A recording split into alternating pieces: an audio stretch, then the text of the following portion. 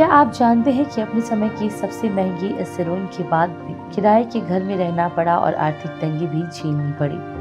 अब आपको साधना के जीवन से जुड़ी एक बड़ी कंट्रोवर्सी के बारे में बताते हैं। दरअसल अपनी चचेरी बहन बबीता के साथ इनके झगड़े को फिल्म इंडस्ट्री ने पहली कैट फाइट का नाम दिया। इसके पीछे बेहद दिलचस्प वाकया है।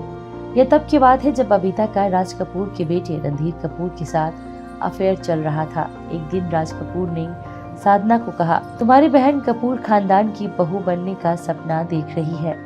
इस दौरान साधना ने अपनी बहन का पक्ष लेते हुए उनके प्रेम को सही ठहराया। उस समय कपूर खानदान में कोई भी फिल्म एक्ट्रेस के साथ शादी नहीं करता था और राज कपूर इस परंपरा को आगे ले जाना चाहते थे, लेकिन बबीता को ऐसा लगा कि उनकी बहन राज कपूर के कान भर रही है। बबीता ने कई बड़े फिल्म फेयर से कहकर साधना को कई फिल्मों से बाहर निकलवा दिया। रणधीर कपूर से शादी होने के बाद भी बबीता ने अपनी बहन साधना को टारगेट करना नहीं छोड़ा। एक कारण था कि दुखी होकर साधना ने अपनी बहन से बात करना छोड़ दिया। बाद में साधना ने एक इंटरव्यू में कबूला था कि जब वो और बबीता में सामने आती है तो आपस में बात नहीं करती। साधना को फिल्म लव इन शिमला के डायरेक्टर आर.के. नैयर से फिल्म शूटिंग के दौरान ही प्यार हो गया था। सालों तक डेट करने के बाद दोनों ने शादी का फैसला किया। साधना के घर वाले इस शादी के खिलाफ थे क्योंकि आर.के. नैयर उम्र में साधना से काफी बड़े थे, लेकिन साधना अड़ी रही और फिर परिवारजनों को हाँ करनी पड़ी। साधना को मां बनने का सुख भी नसीब नहीं हुआ। शादी के बाद साधना की खुशी को मानो किसी की नजर लग गई हो।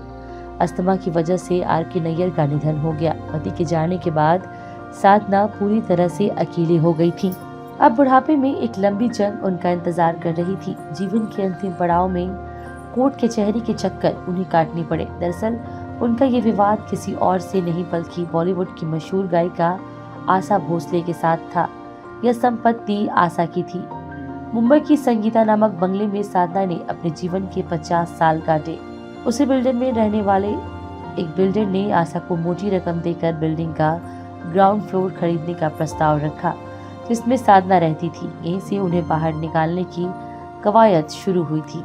उनके आखिरी समय में उनके दोस्तों और रिश्तेदारों में से किसी ने उनका साथ नहीं दिया। ढलती उम्र के साथ साधना बहुत बीमार रहने लगी। बाद में पता चला कि उन्हें कैंसर है, लेकिन उन्होंने अकेले ही सारा खुद झेला और 25 दिसंबर 2015 को साधना का निधन हो गया और उन्होंने हमेशा के लिए इस दुनिया को अलविदा कह दिया।